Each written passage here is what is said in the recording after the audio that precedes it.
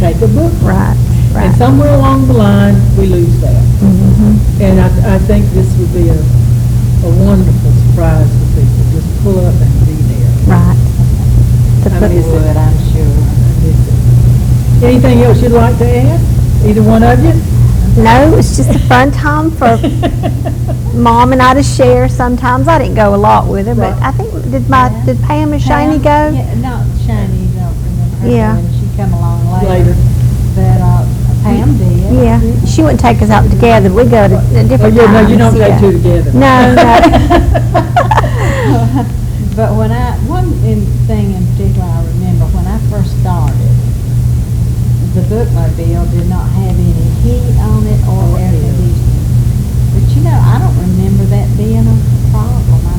Well, nobody had air conditioning at home. We just didn't know any difference. No. So we didn't think anything about it. No, you don't think anything about it.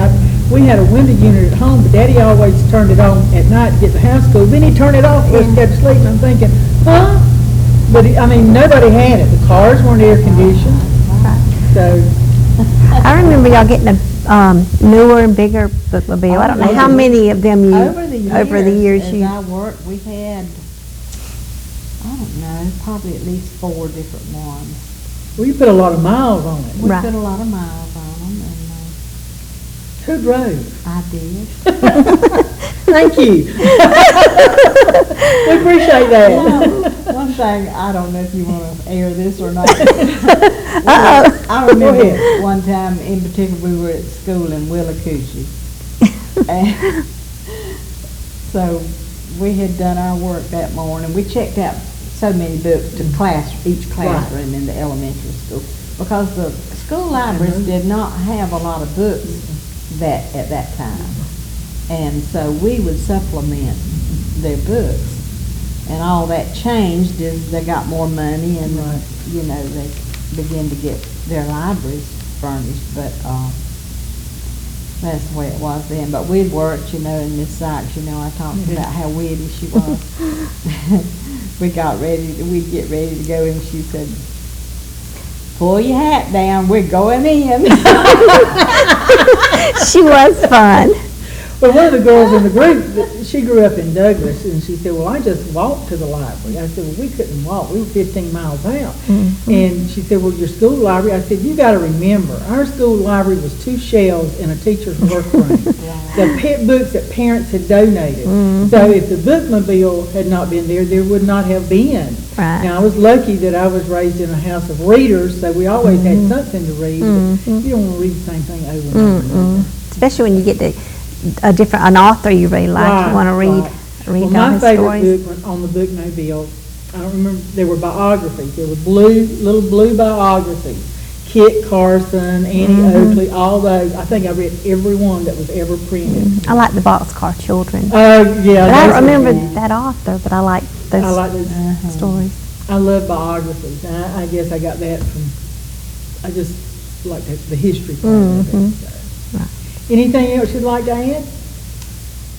Well, I think I've pretty well covered it. There's a lot, but I can't bring it up in my head all the time. But I got some very good memories, and a lot of different people that I worked with that I cherish the memories and things I learned from them. And I think I was blessed to work all those years With that in at the mind. public library. Well, I tell everybody that comes through here when I do field trips, history is not things, history is memories. And we had some great ones, folks. You sure missed out by not having access to a bookmobile. We'll be right back.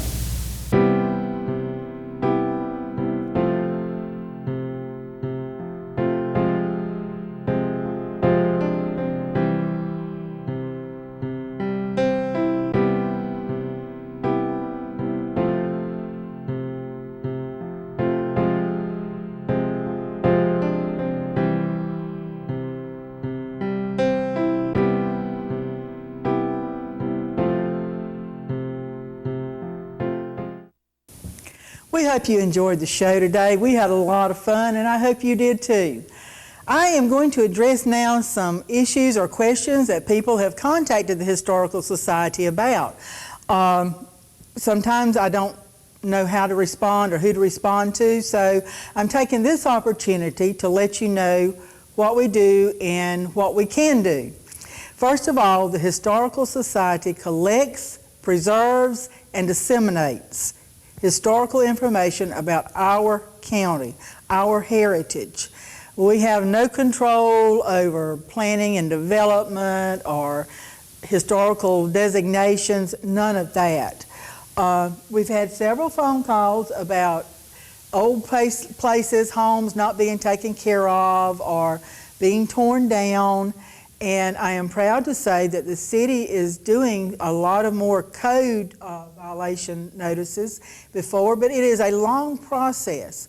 So if you have a problem or a question, please call City Hall, the Code Enforcement Director, and ask the questions, and if you see a problem, just be glad to report it. The Historical Society doesn't do that, but one of the best things you can do is be proactive. We know that derelict homes or whatever bring down the neighborhood and hurts your property value. So if you see a neighbor that needs help with something, help them. Or if you see somebody that you might need to talk about a project, call them. But that's what you can do. And the people in the county have these same questions. And all I can tell you to do is contact the county or whoever is there to do that. That is not the Historical Society. They ask us, several people want to know why we don't do more events. Well, we are volunteer-based, which means we are few in number and we work really hard on several projects. We would love to have more. We'd love to have more volunteers. We'd even like to have more members in the Historical Society. Recently, we joined with Coffee Alliance for the Arts, and we presented a walk through the neighborhood at Douglas City Cemetery, where it was a meet and greet type thing, like you were walking through a neighborhood and talking to people who lived there, so to speak. And the people that came, they enjoyed it immensely, and they urged us to do another one. Those are the kind of things that takes a lot of time and a lot of people to get done. And without the time and the people and the money, we can't do. We would be glad to do any programs or events you find you might be interested in. Just let us know. And if you'd like to head one up, just call me. I'll be glad to take your name and number. Like I said, the museum is run totally by volunteers.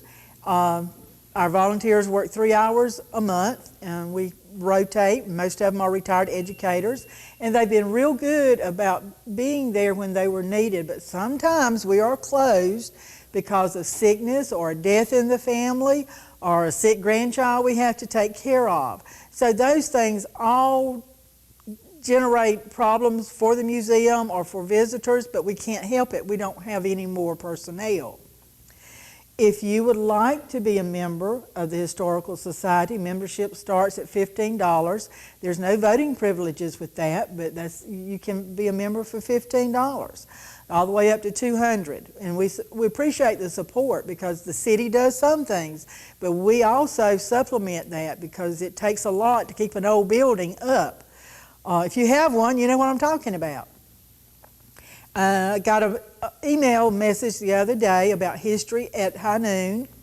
That was a Satilla Regional program, and the board has decided that we will speak to the people at the library and see if they would let us continue the program if they are not going to. But that was one done by Satilla Regional Library. Miss Lydia Lott in the genealogy department was behind that. And if something comes up that we can get that done, we'll get back to you, because we want you to know what we're doing and why we're doing it, and want you to enjoy your experience with the Historical Society and the museum. Now then, a few updates. We will be closed Thanksgiving, Christmas, and New Year's, those weekends, to give our volunteers time to be with their families during the holidays. But on January the 7th, from 10:30 to 12:30, we will have a reception for our new exhibit. It's called Coffee County's Entertainment, and our focus is going to be Jukebox Saturday Night and Holiday Beach, along with a myriad of other things also. So mark your calendar for January the 7th for that. If you know of any programs or any displays you'd like for us to add, please let us know. We'd like to have the community come in and put up an exhibit of their club or their church or their organization. We'll be glad to have that. We have an area that we specify just for that. So we would love to have your input and participation. You don't have to be a member to participate. You just have to be a volunteer. If there are any questions, please notice us on Facebook. It's Coffee County, Georgia Historical Society, or 912-381-1135. Call or text. That's my phone number, and if you'll text, I'll get back to you, I promise. I'm so glad you joined us today, and we hope to see you in December when we start our focus on our Heritage program on Coffee County's entertainment. See you then.